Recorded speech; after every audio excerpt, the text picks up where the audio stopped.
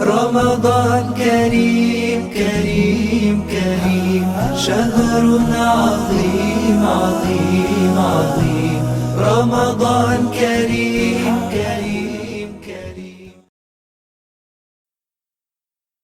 محترم حضرات، روزانہ کی طرح آج بھی تفسیر ہوگی، لیکن آج جامعہ اسلامیہ مسیح العلوم بنگلور کرناٹک، جو شہر بنگلور کا معروف اور مشہور دینی ادارہ ہے، اس ادارے کے موقر استاد حدیث حضرت مولانا خالد صاحب قاسمی دامت برکاتہم، جو شموع کے رہنے والے ہیں، انشاءاللہ تفسیر کریں گے۔ آپ حضرات سے مؤدبانہ درخواست ہے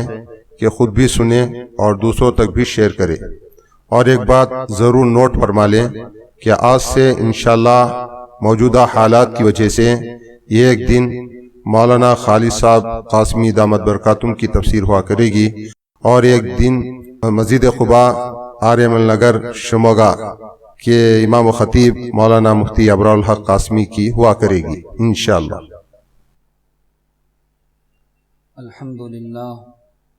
الحمد للہ کفا وسلام علی عباده الذین اصطفى اما بعد فقد قال اللہ تبارک وتعالی فی القرآن المجید اعوذ باللہ من الشیطان الرجیم بسم اللہ الرحمن الرحیم ولا تدع من دون اللہ ما لا ينفعك ولا يضرك فإن فعلت فإنك إذا من الظالمين وَإِن يَمْسَسْكَ اللَّهُ بِضُرٍّ فَلَا كَاشِفَ لَهُ إِلَّا هُوَ وَإِن يُرِدْكَ بِخَيْرٍ فَلَا رَادَّ لِفَضْلِهِ يُصِيبُ بِهِ مَن يَشَاءُ مِنْ عِبَادِهِ وَهُوَ الْغَفُورُ الرَّحِيمُ صدق اللہ العظیم۔ بزرگان محترم اور معزز سامعین، یہ سورہ یونس کی بالکل آخری کی آیتیں ہیں۔ ان آیات میں نبی اکرم صلی اللہ علیہ وسلم سے اللہ نے خطاب فرمایا ہے۔ سب سے پہلے میں ان آیات کا ترجمہ کر دیتا ہوں، پھر ان آیات کی روشنی میں جو بات حضرات مفسرین نے ذکر کی ہے اس کو میں بھرپور انداز میں آپ کے سامنے رکھنے کی کوشش کروں گا۔ آیات کا ترجمہ یہ ہے، اللہ تعالیٰ فرماتے ہیں، نبی اکرم صلی اللہ علیہ وسلم سے خطاب فرماتے ہوئے، اے نبی صلی اللہ علیہ وسلم، آپ اللہ کو چھوڑ کر ان چیزوں کی عبادت نہ کیجیے جو آپ کو نفع نہیں پہنچاتی ہیں۔ اگر آپ نے ایسا کر دیا تو آپ کا بھی شمار زیادتی کرنے والوں میں ہو جائے گا، اور اگر اللہ آپ کو وَإِن يَمْسَسْكَ اللَّهُ بِضُرٍّ، اگر اللہ آپ کو کوئی تکلیف پہنچائے تو اس کو اس کے علاوہ کوئی اور دور کرنے والا نہیں ہے۔ وَإِن يُرِدْكَ بِخَيْرٍ فَلَا رَادَّ لِفَضْلِهِ، اور اگر اللہ آپ کے ساتھ بھلائی کا معاملہ کرے تو کوئی اس کے فضل کو ٹال نہیں سکتا۔ یصیب بہ من یشاء من عبادی، اللہ اپنا فضل اپنے بندوں میں سے جس کو چاہتے ہیں پہنچاتے ہیں۔ واللہ غفور الرحیم، اور اللہ بڑے معاف کرنے والے نہایت ہی مہربان ہیں۔ بزرگان محترم، یہ ان آیات کا ترجمہ ہے۔ ان آیات سے جو باتیں ہمیں سمجھ میں آتی ہیں ان میں بنیادی طور پر سب سے پہلی بات یہ ہے کہ نفع اور نقصان کا مالک صرف اللہ ہے، اللہ کے علاوہ کوئی اور نفع اور نقصان کا مالک نہیں ہے۔ اسی لیے محض اللہ تعالیٰ کی عبادت اور بندگی کرنا چاہیے، اللہ کے علاوہ کسی اور کی بندگی کرنے کی دور دور تک کوئی گنجائش نہیں ہے۔ حضرات مفسرین نے ذکر کیا ہے کہ اس آیت میں خطاب اگرچہ کہ نبی اکرم صلی اللہ علیہ وسلم کو ہے، لیکن اس کے مخاطبین اصل امت محمدیہ علی صاحبہ الصلاۃ والسلام ہے۔ یہ اللہ تعالیٰ کا نرالا اسلوب ہے کہ اللہ تعالیٰ قرآن پاک کے اندر چاہتے تو یہ ہیں کہ مومنوں کو حکم دیں، چاہتے تو یہ ہیں کہ اپنے بندوں کو حکم دیں، لیکن براہ راست ان سے خطاب کرنے کے بجائے بہت سارے مقامات پر اللہ تعالیٰ سرور کونین صلی اللہ علیہ وسلم کو اپنا مخاطب بناتے ہیں، تاکہ بندے حکم کی اہمیت کو سمجھیں کہ جب نبی صلی اللہ علیہ وسلم معصوم ہوتے ہیں اور پاک باز ہوتے ہیں، وہ اللہ کے لاڑلے اور مقرب بندے ہوتے ہیں، وہ بالکل اللہ تعالیٰ کے حکم کے مطابق زندگی گزار رہے ہوتے ہیں، ان کو جب اللہ کا حکم ہے تو پھر دوسرے لوگوں کو یہ حکم کس قدر ضروری ہے اور کس قدر اس حکم پر چلنا ان کے لیے ضروری ہوگا۔ یہاں بھی حضرات مفسرین نے اس بات کی وضاحت کی ہے کہ خطاب اگرچہ کہ نبی اکرم صلی اللہ علیہ وسلم کو ہے، لیکن اس کے اصل مخاطبین تو امت محمدیہ اور عامت الناس ہیں۔ یہاں پر ایک بات اور سمجھنے کی ہے، وہ یہ ہے کہ اس آیت کے اندر اللہ فرماتے ہیں وَلَا تَدْعُ مِن دُونِ اللَّهِ مَا لَا يَنفَعُكَ وَلَا يَضُرُّكَ، جو چیزیں آپ کو نفع نہیں پہنچاتی اور جو چیزیں آپ کو نقصان نہیں پہنچاتی ہیں ان کی آپ پرستش نہ کیجیے۔ فَإِن فَعَلْتَ فَإِنَّكَ إِذًا مِّنَ الظَّالِمِينَ، اے نبی یاد رکھ لیجئے اگر آپ نے بھی ایسا کر دیا تو آپ کا بھی شمار ہمارے نزدیک ظالموں میں سے ہوگا۔ کتنی سخت بات اللہ تعالیٰ نے یہاں پر بیان فرمائی ہے کہ نبی سے بھی اگر بفرض محال اس طرح کی کوئی بات سرزد ہو جائے تو نبی کا تقرب ختم ہو جائے گا، نبی کی بزرگی ختم ہو جائے گی، نبی کا مقام و مرتبہ جو پہلے تھا اب وہ نہیں رہے گا، بلکہ اب ان کا شمار ظالموں میں ہو جائے گا۔ جب سرور کونین صلی اللہ علیہ وسلم کے تعلق سے یہ بات قرآن نے بیان کی ہے تو پھر دیگر لوگوں کا تو حساب ہی کیا، وہ اگر اللہ کے علاوہ دوسری چیزوں کی عبادت و بندگی کریں گے جو نہ نفع کے مالک ہیں اور نہ نقصان کے مالک ہیں، وہ اگر اللہ کے علاوہ وہ اگر عبادت و بندگی کریں تو پھر پتہ نہیں ان کا کیا حشر ہوگا۔ قرآن کریم میں یہ مضمون اللہ تعالیٰ نے صرف اسی ایک مقام پر نہیں بلکہ متعدد مقامات پر اللہ تعالیٰ نے بیان فرمایا ہے۔ سورہ فاطر کی ابتدائی آیات ہی کے اندر یہ مضمون گزرا ہے۔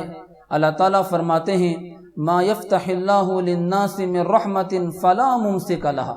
وما یمسک فلا مرسل له من بعد وهو العزیز الحکیم۔ اللہ تعالیٰ لوگوں کے لیے جس رحمت کا دروازہ کھول دیں تو اس کو کوئی بند نہیں کر سکتا، وما یمسک فلا مرسل له من بعد، اور جو اللہ بند کر دے تو اس کو اللہ کے بعد کوئی جاری نہیں کر سکتا۔ وہو العزیز الحکیم، وہی زبردست ہے اور حکمتوں والا ہے۔ یہاں بھی اللہ تعالیٰ نے اسی بات کو بیان کیا ہے کہ رحمت اور بھلائی اللہ کے قبضہ قدرت میں ہے، شر اور برائی یہ بھی اللہ کے قبضہ قدرت میں ہے، یہ ساری کی ساری چیزیں اللہ کے قبضہ قدرت میں ہیں۔ وہ جس کو چاہتے ہیں عطا کرتے ہیں اور جس سے چاہتے ہیں روک لیتے ہیں، اور جس کو وہ دینا چاہیں تو ساری کائنات مل کر اگر روکنا چاہے تو وہ روکنے پر قادر نہیں ہے۔ یہاں پر ایک اور بات کی وضاحت ضروری ہے جو قرآنی آیات سے معلوم ہوتی ہے، وہ یہ ہے کہ اللہ کے علاوہ نفع اور نقصان کی صلاحیت کسی کے اندر نہیں رکھی گئی ہے، نہ آسمان کے اندر ہے، نہ زمین کے اندر ہے، نہ چاند و سورج کے اندر ہے، نہ ستاروں کے اندر ہے، نہ دریاؤں کے اندر ہے، نہ سمندر کے اندر ہے، نہ مخلوقات میں سے کسی چیز کے اندر نفع اور نقصان کی صلاحیت رکھی گئی ہے۔ بالذات نفع اور نقصان پہنچانے کی صلاحیت خالص اللہ تبارک و تعالیٰ کے اندر ہے۔ اللہ کے علاوہ کوئی نفع اور نقصان پہنچانے پر قادر نہیں ہے۔ حتیٰ کہ قرآن کریم کی آیات سے بات معلوم ہوتی ہے کہ نبی اکرم صلی اللہ علیہ وسلم کو بھی اللہ نے یہ اختیار نہیں دیا ہے۔ قرآن کریم میں اللہ تعالیٰ نے 11ویں پارے میں ایک جگہ فرمایا ہے قل لا املک لنفسی ضرا ولا نفعا، اے نبی صلی اللہ علیہ وسلم آپ اپنی زبان مبارک سے ببانگ دہل یہ اعلان فرما دیجئے تاکہ کسی کے ذہن میں کوئی مغالطہ نہ رہے، تاکہ کسی کے ذہن میں کوئی توہم پرستی کا خیال نہ جمے، تاکہ کسی کے ذہن میں کوئی آپ کے متعلق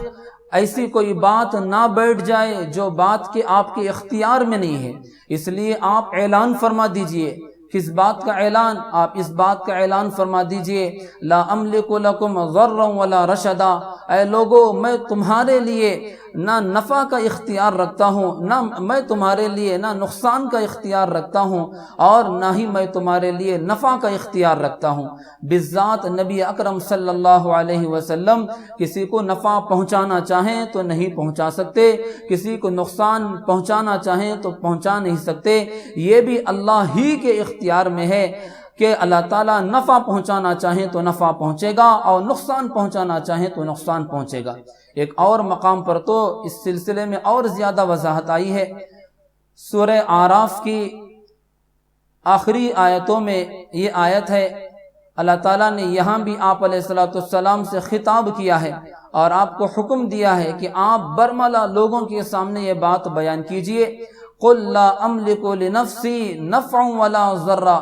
وہاں سورہ یونس میں تو یہ تھا کہ آپ یہ اعلان فرما دیجئے اے لوگو کہ میں تمہارے لیے نفع کا مالک نہیں اور نقصان کا مالک نہیں، اور یہاں سورہ اعراف کے اندر اس بات کا بھی اضافہ ہے، قُلْ لَا أَمْلِكُ لِنَفْسِي نَفْعًا وَلَا ضَرًّا، قُلْ لَا أَمْلِكُ لِنَفْسِي نَفْعًا وَلَا ضَرًّا، اے لوگو کہ میں اپنے لیے بھی نفع کا مالک نہیں اور نقصان کا مالک نہیں، الا ما شاء اللہ، مگر اتنا ہی جتنا کہ اللہ چاہے، وَلَوْ كُنْتُ أَعْلَمُ الْغَيْبَ لَاسْتَكْثَرْتُ مِنَ الْخَيْرِ، اگر مجھے غیب کا علم ہوتا، غیب کی ساری باتوں سے میں واقف ہوتا، لَاسْتَكْثَرْتُ مِنَ الْخَيْرِ، تو میں اپنے دامن میں بہت ساری بھلائی کو جمع کر لیتا، وَمَا مَسَّنِيَ السُّوءُ، اور مجھے کبھی برائی اور تکلیف نہ پہنچتی۔ حضرت عبداللہ بن عباس رضی اللہ تعالیٰ عنہ اس آخری جملے کی وضاحت کرتے ہوئے فرماتے ہیں لَعَلِمْتُ إِذَا اشْتَرَيْتُ شَيْئًا مَا أَرْبَحُ فِيهِ فَلَا أَبِيعُ شَيْئًا إِلَّا رَبِحْتُ فِيهِ، کہ اگر مجھے غیب کی ساری باتوں کا علم ہوتا تو جب میں کسی چیز کو خریدتا تو میں اسی چیز کو خریدتا جس کے اندر نفع ہو، اور میں کسی چیز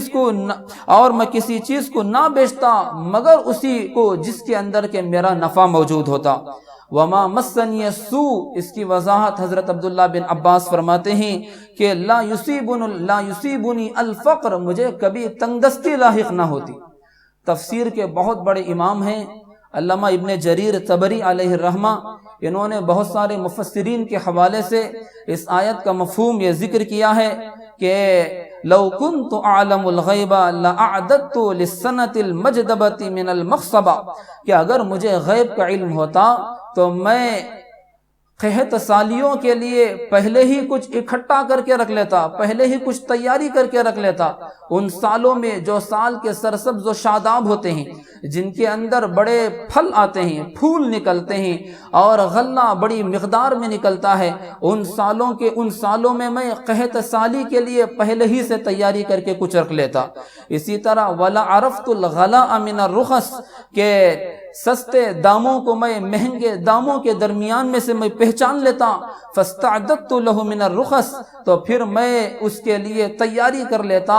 سستے داموں میں سے، یعنی مہنگائی سے پہلے ہی سستائی کے زمانے میں میں مہنگائی کے لیے کچھ تیاری کر کے رکھ لیتا۔ بھائیو، ان آیات سے یہ بات معلوم ہوئی کہ خود نبی اکرم صلی اللہ علیہ وسلم کو بھی اللہ تعالیٰ نے نفع اور نقصان کا اختیار نہیں دیا ہے۔ اللہ کے نبی صلی اللہ علیہ وسلم خود چاہ کر خدائی اختیارات کے بغیر خود چاہ کر مستقل بذات ہو کر کسی کو نفع پہنچانا چاہیں تو نفع نہیں پہنچا سکتے، اور کسی کو نقصان پہنچانا چاہیں تو نقصان نہیں پہنچا سکتے۔ جب سرور کونین صلی اللہ علیہ وسلم کو بھی اس بات کا اختیار نہیں دیا گیا ہے اور اس بات کی صلاحیت نہیں دی گئی ہے، تو پھر ہما اور شما کا کیا حال، کسی اور بندے کا کیا حال کہ وہ کسی کو نفع اور نقصان کے پہنچانے پر قادر ہو۔ یہ مضمون اس قدر اہم اور اس قدر ضروری ہے کہ اللہ تعالیٰ نے قرآن کریم کے اندر متعدد مقامات پر اسی جیسی آیات کو نازل کیا ہے، اور انبیاء علیہ السلام کے تذکرے میں بھی اللہ تعالیٰ نے بطور خاص اس کا ذکر کیا ہے۔ ابو الانبیاء حضرت سیدنا ابراہیم علیہ السلام کے واقعات کے ضمن میں قرآن کریم میں متعدد مقامات پر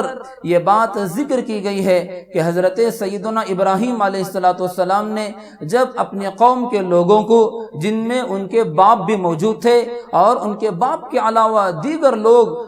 جو مشرک تھے، بت پرست تھے، کافر تھے، ان کو جب حضرت سیدنا ابراہیم علیہ السلام نے توحید کی دعوت دی تو وہاں سیدنا ابراہیم علیہ السلام نے بطور خاص اس نقطے پر کلام کیا اور شرک کی مذمت کو بتلاتے ہوئے، بتوں کی مذمت کو بتلاتے ہوئے انہوں نے بطور خاص اس پہلو کو اجاگر کیا۔ سورۃ الشعراء جو 19ویں پارے میں ہے، وہاں اللہ تعالیٰ نے مکمل ایک رکوع حضرت ابراہیم علیہ السلام کی توحید کے دعوت کے سلسلے میں ذکر کیا ہے۔ ابتدا ہی کے اندر یہ مضمون آیا ہے کہ حضرت ابراہیم علیہ السلام نے اپنے باپ سے اور اپنے قوم کے لوگوں سے پوچھا، اذ قال لأبیہ وقومہ ما تعبدون، کہ اس وقت کو یاد کرو جبکہ ابراہیم نے اپنے باپ سے اور اپنی قوم کے لوگوں سے پوچھا ما تعبدون، کہ تم کن چیزوں کی پرستش کرتے ہو۔ قوم نے جواب دیا،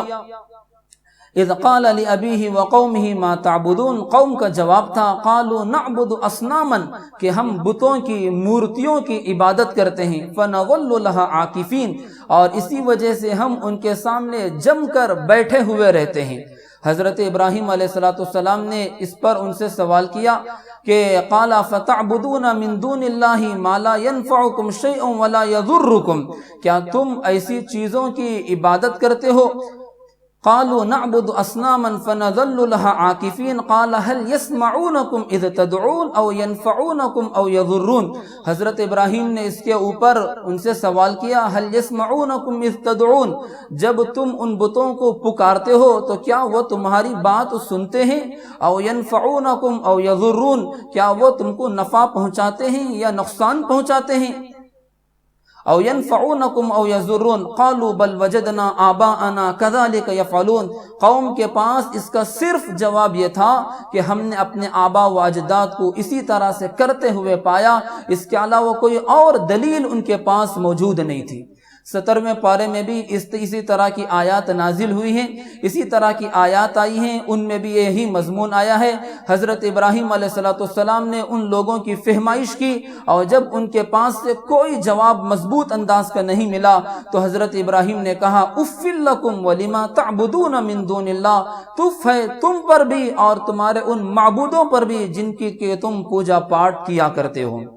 اس سے معلوم ہوا بھائیوں کہ عبادت اور بندگی، پرستش بس اسی ذات کی جا سکتی ہے جو ذات کے تنے تنہا ہے اور نفع اور نقصان کی مالک ہے، اور اس کے علاوہ کسی اور کے اندر نہ نفع پہنچانے کی صلاحیت ہے اور نہ ہی نقصان پہنچانے کی صلاحیت ہے۔ مجھے ایک حدیث پاک یاد آئی کہ ایک دفعہ حضرت عبداللہ بن عباس رضی اللہ تعالی عنہ نبی اکرم صلی اللہ علیہ وسلم کے پیچھے تشریف فرما تھے، اور حضرت عبداللہ بن عباس رضی اللہ تعالی عنہ اس وقت بہت چھوٹی عمر کے تھے، کوئی بہت بڑی عمر کے نہیں تھے۔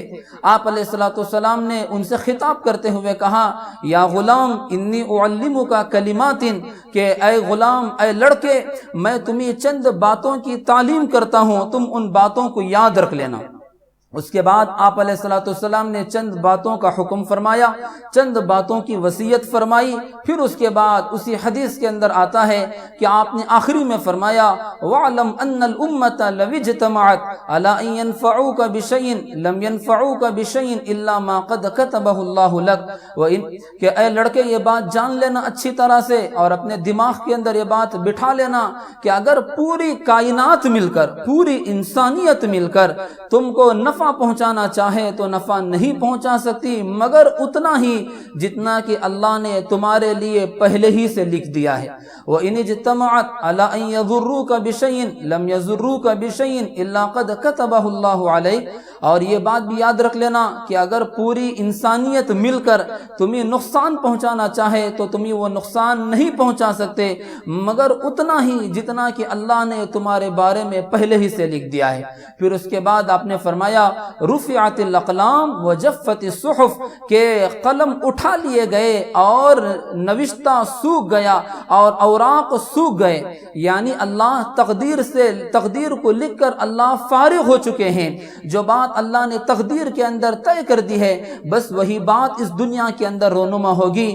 نفع کس کو ملنا ہے، کتنا ملنا ہے، کیا ملنا ہے، کیسے ملنا ہے، یہ ساری باتیں اللہ نے انسانوں کی تخلیق سے ہزار سال پہلے اللہ نے لکھ دیا ہے۔ اور اسی طرح نقصان کے بارے میں بھی اللہ نے لکھ دیا ہے کہ کس کو کیا نقصان پہنچنا ہے، کیسے نقصان پہنچنا ہے۔ تجارت کا نقصان ہوگا یا جان کا نقصان ہوگا، صحت کا نقصان ہوگا، مال کا نقصان ہوگا، کیا نقصان ہوگا، کیسا نقصان ہوگا، یہ ساری باتیں اللہ نے لکھ دی ہیں۔ جو باتیں اللہ نے لکھ دی ہیں وہ اٹل ہیں، ان کے اندر تبدیلی کی کوئی دور تک کوئی گنجائش نہیں ہے۔ بھائیو، یہ ہے اسلامی عقیدہ، اور ان قرآنی آیات کے اندر بھی اسی مضمون کو بیان کیا گیا ہے کہ نفع اور نقصان کی صلاحیت صرف اللہ ہی کے اندر ہے۔ اللہ کے علاوہ کسی اور کے اندر دور تک نفع اور نقصان کے پہنچانے کی صلاحیت نہیں، خواہ وہ انسان ہو یا غیر انسان ہو، جاندار ہو یا غیر جاندار ہو، کسی کے اندر بھی نفع اور نقصان کے پہنچانے کی صلاحیت نہیں ہے۔ جب نفع اور نقصان کے پہنچانے کی کسی اور کے اندر صلاحیت نہیں ہے تو صرف اللہ ہی کے اندر یہ صلاحیت ہے، تو پھر بھائیوں لوگوں کو چاہیے کہ صرف اسی ایک خدا کی عبادت کرے، اس کے علاوہ کسی اور کی دور تک عبادت نہ کرے۔ یہی وجہ ہے کہ قرآن کریم کے اندر ہم کہتے ہیں ایاک نعبد و ایاک نستعین، اے ہمارے پروردگار ہم بس آپ ہی کی عبادت کرتے ہیں۔ کیوں آپ ہی کی عبادت کرتے ہیں؟ اس کی اگلے جملے کے اندر وضاحت آئی ہے وَإِيَّاكَ نَسْتَعِينُ، اور ہم آپ ہی سے مدد چاہتے ہیں، یعنی مدد پہنچانا، نفع پہنچانا، نقصان پہنچانا، یہ سارے کا سارا اختیار آپ ہی کے قبضے قدرت میں ہے، آپ کے علاوہ کسی اور کے پاس یہ صلاحیت نہیں ہے۔ اس لیے اے ہمارے پروردگار ہم بس آپ ہی کی عبادت کرتے ہیں۔ حدیث میں آتا ہے حضرت عابس بن ربیعہ کہتے ہیں حضرت عمر ابن خطاب رضی اللہ تعالیٰ عنہ کے بارے میں، ایک دفعہ حضرت عمر ابن خطاب نے حجر اسود کا بوسہ لیا۔ حجر اسود کا بوسہ لینے کے بعد انہوں نے حجر اسود کو خطاب کرتے ہوئے کہا کہ اے پتھر یہ بات جان لینا انک حجر لا تضر ولا تنفع، تیری حیثیت تو صرف ایک پتھر کی ہے، تیرے اندر نہ نفع پہنچانے کی صلاحیت ہے اور نہ ہی نقصان پہنچانے کی صلاحیت ہے۔ میں جو تجھے بوسہ دے رہا ہوں اور تجھے چوم رہا ہوں وہ اس وجہ سے نہیں ہے کہ تو میرا معبود ہے، تیرے سے بھی کچھ ہوتا ہے، تو مجھے نفع پہنچاتا ہے یا نقصان پہنچاتا ہے، بلکہ تجھے بوسہ دینے کی واحد وجہ یہ ہے کہ میں نے نبی اکرم صلی اللہ علیہ وسلم کو بوسہ دیتے ہوئے دیکھا۔ اگر میں اللہ کے نبی صلی اللہ علیہ وسلم کو تیرا بوسہ لیتے ہوئے نہ دیکھتا تو پھر میں تجھے کبھی بوسہ نہ دیتا۔ بھائیو، اس سے معلوم ہوا کہ پتھروں کے اندر اور تنکوں کے اندر اور اسی طرح کے کسی چیز کے اندر اللہ نے نفع و نقصان کے پہنچانے کی صلاحیت نہیں رکھی۔ یہاں غور طلب بات یہ ہے کہ حجر اسود یہ وہ پتھر ہے کہ جس پتھر سے بڑھ کر شاید دنیا کے اندر کوئی پتھر نہ ہو۔ کیوں؟ اس لیے کہ یہ پتھر اللہ نے جنت سے اتارا ہے، یہ پتھر دنیا کا پتھر نہیں ہے بلکہ جنت سے اتارا گیا پتھر ہے، اور اسی وجہ سے اس کو کعبۃ اللہ کے سے بالکل لگا کر لگایا گیا ہے، کعبۃ اللہ کے بالکل متصل اسے رکھا گیا ہے، اور اس کے استلام کو مستحب قرار دیا گیا، اس کی تقبیل کو طواف کے دوران مستحب قرار دیا گیا۔ اس کو بوسہ دینا عبادت ہے، لیکن اس کو بوسہ دینا عبادت ہے، لیکن یہ عبادت اس وجہ سے، لیکن یہ عبادت اس کی عبادت نہیں ہے بلکہ یہ خالق و مالک کی عبادت ہے۔ اللہ کا حکم ہے اس کو چومنے کا، اس لیے چوما جاتا ہے۔ نبی اکرم صلی اللہ علیہ وسلم نے چوم کر ہمیں دکھایا، اس لیے اس کو چوما جاتا ہے۔ یہ چومنا اس وجہ سے نہیں ہے کہ اس پتھر کے اندر بالذات نفع پہنچانے کی صلاحیت ہے یا یہ کہ نقصان پہنچانے کی صلاحیت ہے۔ معلوم یہ ہوا کہ نفع اور نقصان کے پہنچانے کی صلاحیت صرف اللہ کے اندر ہے، اللہ کے علاوہ کسی اور کے اندر نفع پہنچانے کی صلاحیت نہیں ہے۔ بھائیو، ایک بات تو ان آیات سے یہ معلوم ہوئی، دوسری بات یہ ہے کہ جب نفع اور نقصان کے پہنچانے کی صلاحیت صرف اللہ ہی کے اندر ہے تو اللہ ہی کی عبادت کرنا چاہیے، اور عبادت ہی کے اندر یہ بات بھی داخل ہے کہ ہم کو جب بھی کوئی حاجت پیش آئے، کوئی ضرورت پیش آئے، کوئی مسئلہ کھڑا ہو جائے، دنیا کا ہو یا دین کا ہو، کیسا بھی کوئی مسئلہ ہو، تو پھر بھائیو وہاں پر ہم کو مدد طلب کرنا ہے تو اللہ ہی سے مدد طلب کرنا ہے، اللہ کے علاوہ کسی اور سے مدد طلب کرنے کی گنجائش نہیں ہے۔ یہی وجہ ہے کہ سورہ فاتحہ میں ہم کہتے ہیں ایاک نعبد و ایاک نستعین، اے ہمارے پروردگار، ہم آپ ہی کی عبادت کرتے ہیں اور آپ ہی سے ہم مدد چاہتے ہیں، آپ کے علاوہ کسی اور سے ہم مدد نہیں چاہتے۔ حدیث میں آتا ہے کہ نبی اکرم صلی اللہ علیہ وسلم ہر فرض نماز کے بعد یہ دعا بہت ہی اہتمام کے ساتھ کیا کرتے تھے، لا الہ الا اللہ وحدہ لا شریک لہ لہ الملک ولہ الحمد یحیی ویمیت بیدک الخیر وہو علی کل شیء قدیر، اللہم لا مانع لما اعطیت ولا معطی لما منعت ولا ينفع ذا الجد منک الجد، اللہم لا مانع لما اعطیت، اے اللہ آپ کی ذات وہ ہے کہ آپ جو دینا چاہیں تو اس کو کوئی روک نہیں سکتا، ولا معطی لما منعت، اور جس چیز کو آپ روک لیں تو اس کو کوئی دے نہیں سکتا، ولا ينفع ذا الجد منک الجد، اور کوئی کوشش کرنے والا آپ کے مقابلے میں کوشش کرنا چاہے تو اس کی کوشش آپ کے مقابلے میں نفع بخش ثابت نہیں ہو سکتی۔ نفع اور نقصان آپ ہی کے ہاتھ میں ہے، آپ جس کو دے دیں تو اس کو مل جائے گا، اور جس کو آپ نہ دیں تو اس کو ساری دنیا مل کر کچھ دینا چاہے تو بھائیوں دے نہیں سکتی۔ انبیاء علیہ السلام دنیا کی بزرگ ترین ہستی ہوتے ہیں، ان سے مقدس دنیا کے اندر کوئی نہیں، اور ان میں بھی سرور کونین صلی اللہ علیہ وسلم کا مقام و مرتبہ سب سے اعلیٰ، سب سے عرفہ ہے۔ ہر نماز کے بعد دعا کر کے آپ علیہ السلام نے ہم کو یہ بات بتلا دی ہے کہ مانگنا ہے تو بس اللہ ہی سے مانگنا ہے، اللہ کے علاوہ کسی اور سے مانگنے کی گنجائش نہیں ہے۔ قرآن کریم میں اللہ تعالیٰ نے متعدد انبیاء کی دعائیں ذکر کی ہیں، اور ان دعاؤں کے اندر غور کریں تو ہم کو یہ بات معلوم ہوگی کہ انبیاء علیہ السلام نے دین مانگا تو بھی اللہ ہی سے مانگا، دنیا مانگا تو بھی انبیاء نے اللہ ہی سے مانگا، حتیٰ کہ معمولی چیزوں کے سوال بھی انبیاء علیہ السلام نے اللہ ہی سے کیا ہے۔ قرآن کریم میں 20ویں پارے میں اللہ تعالیٰ نے حضرت موسیٰ علیہ السلام کا واقعہ ذکر کیا ہے کہ جب وہ مصر سے مدین کی طرف روانہ ہوئے تو راستے میں انہیں سخت بھوک لاحق ہوئی، ان کے پاس کھانے پینے کا کوئی بندوبست نہیں تھا۔ انہوں نے ایک جگہ پر درخت کے سائے میں جگہ لے کر اللہ سے یہ دعا کی، رب انی لما انزلت الی من خیر فقیر، اے میرے پروردگار آپ جو بھی بھلائی، آپ جو بھی خیر عطا فرمائیں، یہاں خیر سے مراد رزق، یہاں خیر سے مراد کھانے پینے کا کچھ انتظام، اے میرے پروردگار آپ جو بھی میرے لیے خیر اتار دیں، میں اس کا محتاج ہوں، میں اس کا جو ہے طالب ہوں، مجھے اس کی ضرورت ہے۔ دیکھیے حضرت موسیٰ علیہ السلام کو کھانے کی ضرورت پڑی، کھانا طلب کر رہے ہیں تو اللہ سے طلب کر رہے ہیں، کسی اور کے سامنے ہاتھ نہیں اٹھا رہے ہیں۔ حضرت ایوب علیہ السلام کو سخت بیماری لاحق ہوئی، بڑی شدید تکلیف کے اندر وہ مبتلا ہوئے، اور اس تکلیف کے موقع پر انہوں نے دعا کی تو سوائے خدا تعالیٰ کے کسی سے انہوں نے دعا کی۔ ان کی دعا بھی اللہ تعالیٰ نے قرآن کے اندر ذکر کیا ہے، انی مسنی الضر وانت ارحم الراحمین، یہ حضرت ایوب علیہ السلام کی دعا ہے۔ حضرت ایوب نے دعا کرتے ہوئے کہا، اے میرے پروردگار مجھے بیماری لاحق ہے، وانت ارحم الراحمین، اور آپ سب سے زیادہ مہربان ہیں، آپ سے زیادہ کوئی مہربان نہیں ہے۔ اللہ نے حضرت ایوب علیہ السلام کی دعا قبول کی اور آپ کی بیماری کو اللہ نے دور کیا۔ حضرت موسیٰ نے دعا کی، اللہ تعالیٰ نے حضرت موسیٰ کی حاجت کو فوراً پورا کر دیا۔ اس کے بعد اللہ تعالیٰ نے انتظام کر دیا، ان کے کھانے کا بھی انتظام ہو گیا، ان کی رہائش کا بھی انتظام ہو گیا، ان کی شادی کا بھی انتظام ہو گیا، ایک 10 سال تک کے ٹھکانے کا اللہ تعالیٰ نے ان کا انتظام کر دیا۔ دیکھیے دعا کی برکت کیسی ہوتی ہے۔ حضرت موسیٰ نے دعا کی، ربی انی لما انزلت الی من خیر فقیر، اللہ نے فوراً انتظام کر دیا اور یہاں سے لے کر وہاں تک اللہ تعالیٰ نے ان کے لیے راہیں ہموار کر دی۔ حضرت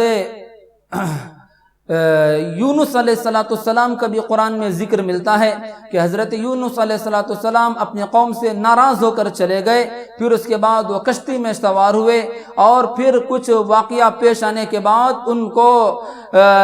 جو ہے سمندر کے اندر ڈال دیا گیا، اور سمندر میں اللہ نے ایک مچھلی کو حکم دیا کہ یونس کو تم اپنے پیٹ میں لے لینا۔ یونس علیہ السلام مچھلی کی پیٹ کے اندر ہیں، ایک تو سمندر کی تاریکی، دوسرا پیٹ کی تاریکی، کئی تاریکیوں کے اندر انہوں نے اللہ سے دعا کی، لا الہ الا انت سبحانک انی کنت من الظالمین۔ اللہ تعالیٰ نے آپ کی دعا قبول کر لی اور پھر سمندر سے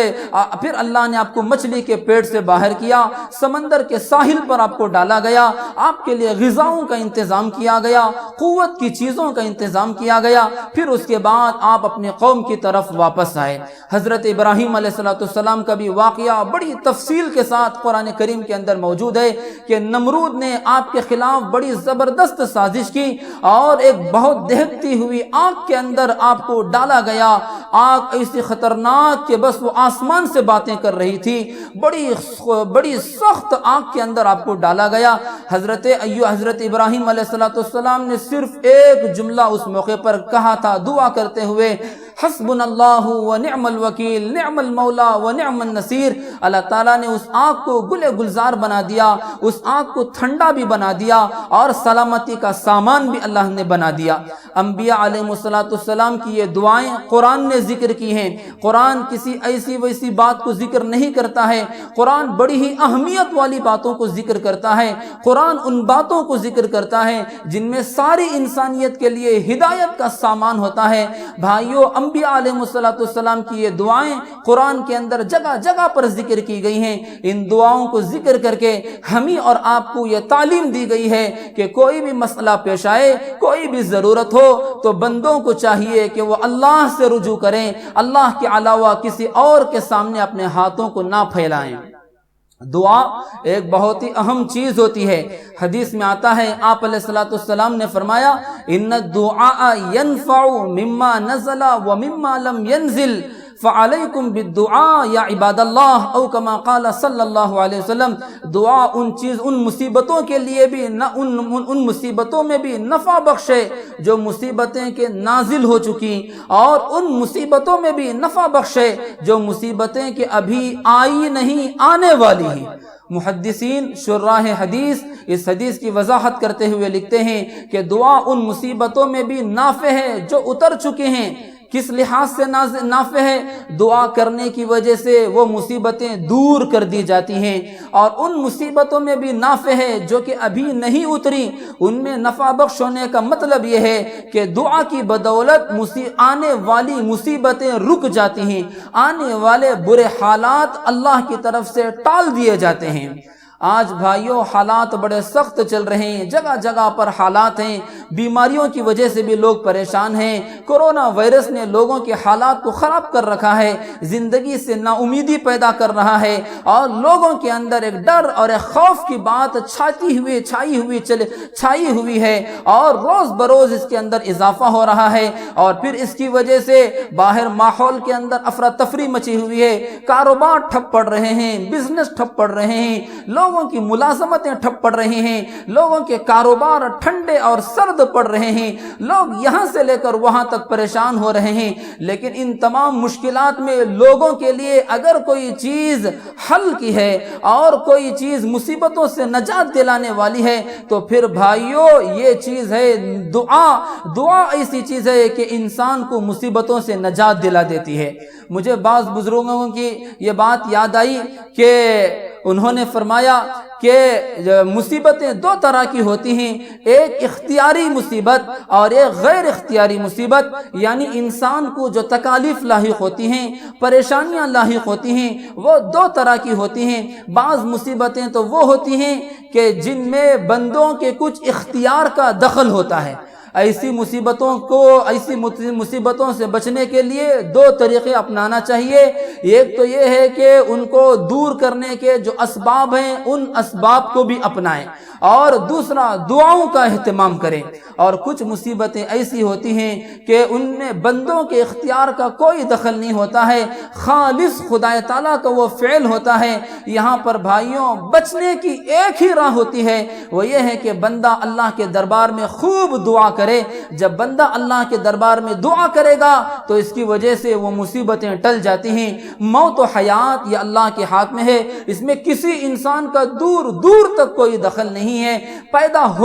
انسان نہیں ہوتا ہے، اللہ پیدا کرتے ہیں۔ انسان خود نہیں مرتا ہے بلکہ اللہ کی طرف سے موت کا وقت آتا ہے تو انسان مرتا ہے۔ بیماری بھی اللہ ہی کی طرف سے آتی ہے، کوئی انسان کسی کو چاہ کر بیمار بنانا چاہے تو بنا نہیں سکتا، بیماری اللہ ہی کی طرف سے آتی ہے۔ تو یہ مصیبت جب اللہ ہی کی طرف سے آتی ہے تو پھر بھائیوں کہ اس سے بچنے کے لیے بندوں کو چاہیے کہ وہ بالخصوص دعاؤں کا اہتمام کریں، احتیاطی تدابیر بھی اپنائیں، اس سے منع نہیں ہے، لیکن مصیبت سے بچنے کے لیے بیماری ہم کو اٹیک ہی نہ ہو، بیماری ہم کو آئے ہی نہ، تو اس کے لیے بھائیوں ایک ہی طریقہ ہے، وہ یہ ہے کہ بندے دعاؤں کا اہتمام کریں۔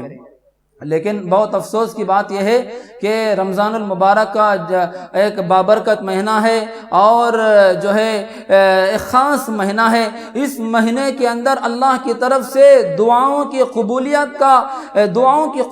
کا ایک خاص نظام چلتا ہے۔ سحری کے وقت میں دعا قبول ہوتی ہے، افطار کے وقت میں دعا قبول ہوتی ہے، فرض نمازوں کے بعد دعا قبول ہوتی ہے، متعدد اوقات میں بندوں کی دعائیں اللہ تعالیٰ قبول کرتے ہیں۔ رمضان آتا ہی ہے بندوں کو خدا تعالیٰ سے قریب کرنے کے لیے، لیکن افسوس کی بات یہ ہے کہ رمضان المبارک جیسا مقدس مہینہ بھی غفلتوں میں گزر رہا ہے، لاپرواہیوں میں گزر رہا ہے، اور دعاؤں کے اہتمام کی بات تقریباً امت سے مفقود ہو گئی ہے۔ خال بندے ہوں گے جو اللہ سے دعا کرتے ہوں گے، اپنی حاجات کا اظہار کرتے ہوں گے، مشکلات کو دور کرنے کے لیے اللہ سے گزارش کرتے ہوں گے، ورنہ صرف ظاہری اسباب کی طرف لوگوں کی توجہ ہوتی ہے۔ انہی اسباب کو سمجھ کر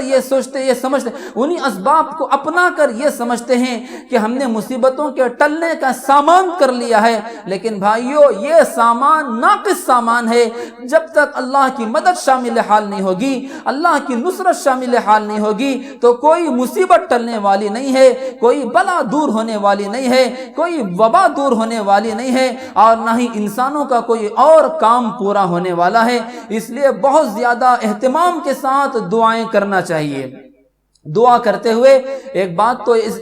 کا یہ لحاظ کرے کہ آدمی پورے یقین کے ساتھ دعا کرے۔ یہ نہیں ہے کہ آدمی دعا کر رہا ہے اور اللہ کے تعلق سے شک کا شکار ہے، پتہ نہیں میری دعا قبول بھی ہوگی یا نہیں ہوگی۔ ایسے بندے بڑے بے ادب بندے ہوتے ہیں، اور ایسے بندوں کی دعائیں قبولیت کے قریب نہیں جاتی۔ ان بندوں کی دعائیں اللہ تعالیٰ قبول کرتے ہیں جو پورے یقین کے ساتھ دعا کرتے ہیں۔ اسی لیے حدیث میں آتا ہے، آپ علیہ السلام نے فرمایا، ادعوا اللہ وانتم موقنون بالاجابہ، اے لوگو اللہ سے دعا کرو اس حال میں کہ تمہیں قبولیت کا بھرپور یقین ہو۔ تو ایک تو اس بات کا اہتمام کریں، دوسرا یہ ہے کہ آدمی دعا کرے تو غفلت کے ساتھ دعا نہ کرے، لاپرواہی کے ساتھ دعا نہ کرے، بے توجہی کے ساتھ دعا نہ کرے۔ دعا کر رہا ہے، اللہ کے دربار میں ہاتھ پھیلایا ہوا ہے، لیکن دماغ کہیں گھوم رہا ہے، دل کہیں گھوم رہا ہے۔ ایسی حالت میں جو دعا کی جاتی ہے وہ دعا قبول نہیں ہوتی ہے۔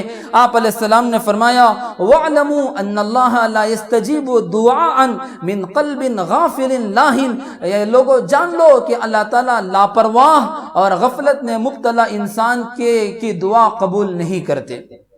تو اس لیے دعا کرتے ہوئے توجہ ہو، دلچسپی ہو اور اہتمام کے ساتھ آدمی اللہ کی طرف متوجہ ہو کر دعا کرے۔ تیسرا یہ ہے کہ آدمی دعا کرنے کے بعد رزلٹ کے سلسلے میں جلدی نہ مچائے، نتیجے کے سلسلے میں جلدی نہ مچائے، بلکہ آدمی کو چاہیے کہ وہ انتظار کرے۔ بہت سارے لوگ دعا کرتے ہیں اور جب دیکھتے ہیں کہ فوراً مسئلہ حل نہیں ہو رہا ہے تو پھر دعا کرنا ہی ترک کر دیتے ہیں۔ ایسے لوگوں کی دعا بھی اللہ تعالیٰ قبول نہیں کرتے۔ حدیث میں آتا ہے، آپ علیہ السلام نے فرمایا کہ بندے کی دعا قبول کی جاتی ہے جب کہ وہ دو باتوں کی دعا نہ کرے، ایک تو یہ ہے کہ گناہ کی دعا نہ کرے اور دوسرا رشتہ توڑنے کی گناہ نہ کرے، دعا نہ کرے۔ پھر اس کے بعد ہے، آپ علیہ السلام نے فرمایا کہ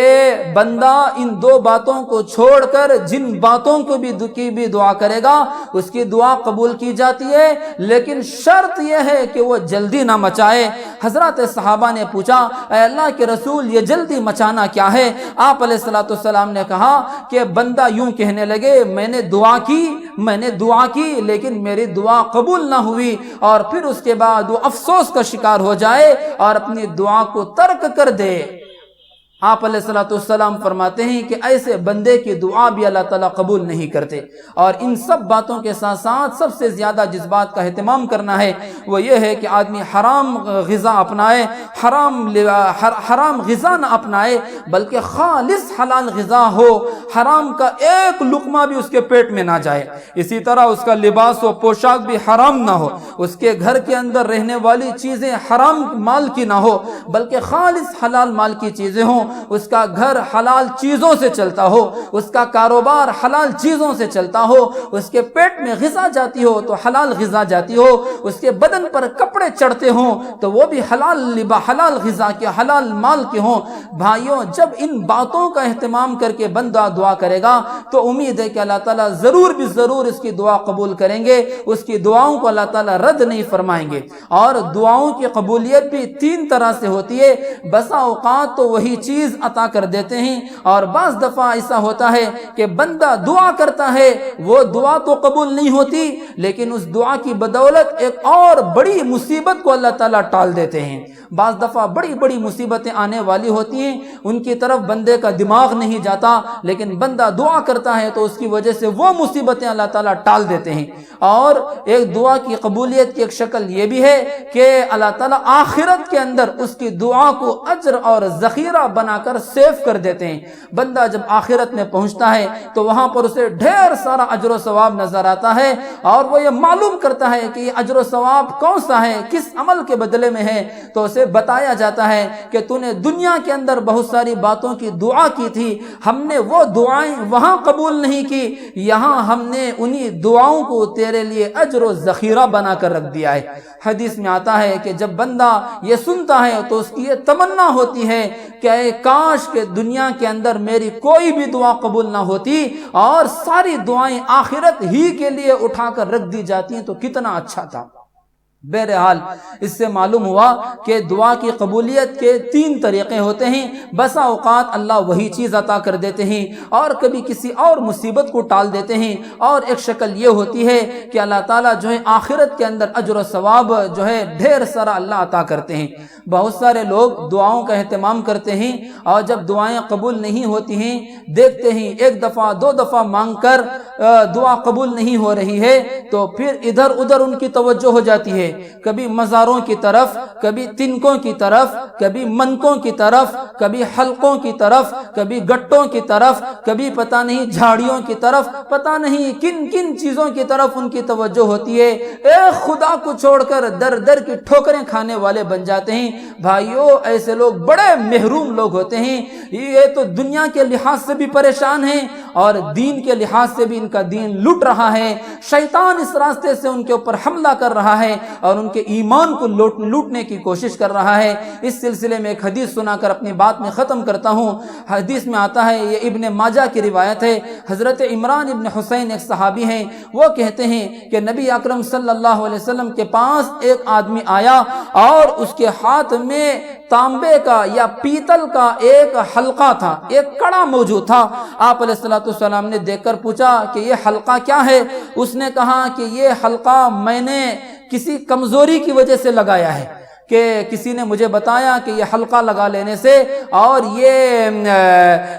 کیا کہتے ہیں بنگڑی لگا لینے سے یا یہ رنگ لگا لینے سے میری بیماری دور ہو جائے گی، کمزوری دور ہو جائے گی، اس لیے میں نے لگا لیا ہے۔ آپ علیہ الصلوۃ والسلام نے فرمایا انزعها، اس کو دور کرو، فإنها لا تزيدك إلا وهنا، اس لیے کہ یہ تمہارے اندر مزید کمزوری کو بڑھائے گا، اس کی وجہ سے تمہاری کمزوری دور نہیں ہوگی بلکہ اس کی وجہ سے تمہارے اندر اور کمزوری بڑھ جائے گی۔ ہو سکتا ہے شفا ہی نہ ملے، اس لیے کہ شفا تو اللہ کے ہاتھ میں ہے، شفا دینا اللہ کا کام ہے، بیماری دینا بھی اللہ کا کام ہے۔ بندہ اللہ کے علاوہ کسی اور پر اعتماد کرے گا تو بہت سی مرتبہ آدمی کو صحت ملتی ہی نہیں اور شفا ملتی ہی نہیں۔ اور اس حدیث کا ایک مطلب یہ بھی بیان کیا گیا ہے کہ اس کی وجہ سے تمہارے اندر ایمانی لحاظ سے کمزوری پیدا ہو جائے گی۔ جب تم منکوں پر، تنکوں پر، دھاگوں پر، کڑوں پر، حلقوں پر اعتماد کرو گے، یقین کرو گے، ہو سکتا ہے کہ شیطان کے کچھ عمل دخل کی وجہ سے، شیطانی کچھ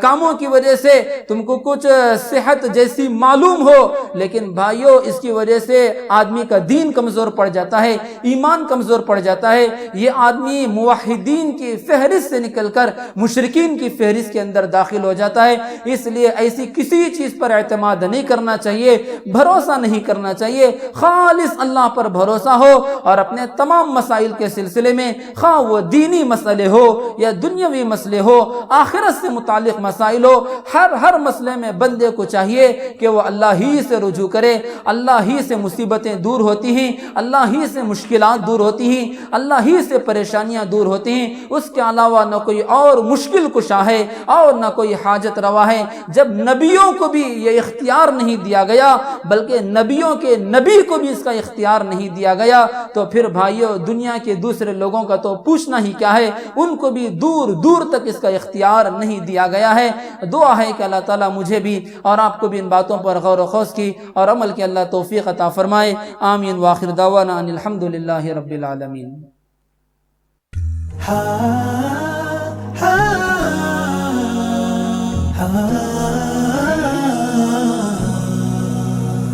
رمضان كريم كريم كريم، شهر عظيم عظيم عظيم، رمضان كريم كريم كريم۔